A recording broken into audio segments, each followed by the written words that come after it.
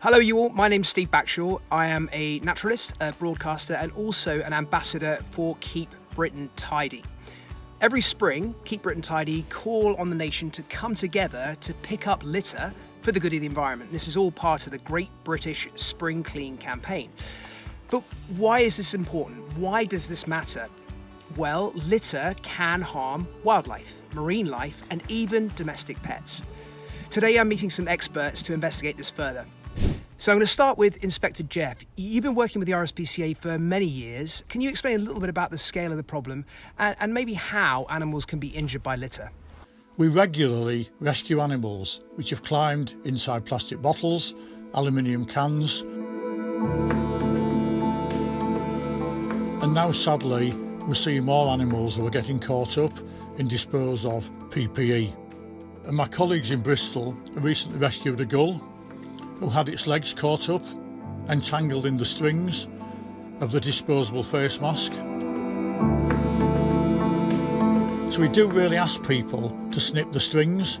It's really important to do this on a face mask, even if you're putting it into a bin.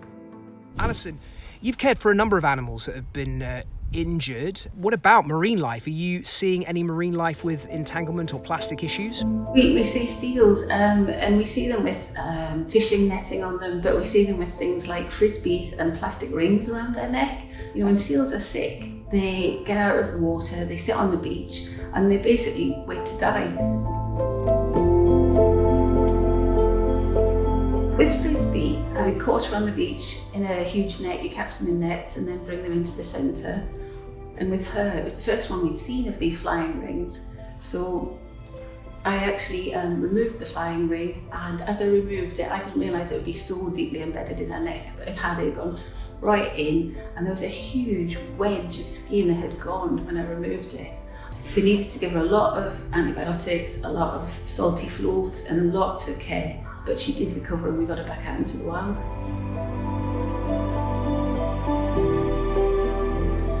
Well, I mean, it's fantastic that with all of your effort and your help that these animals can make a recovery, but obviously it makes so much more sense to make sure that it doesn't happen in the first place.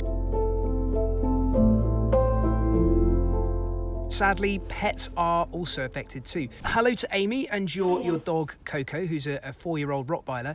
It's a big dog, but managed to get an injury from plastic. Can you tell us about how that happened? Towards the end of our walk, we took a shortcut through one of the children's play areas in our local area.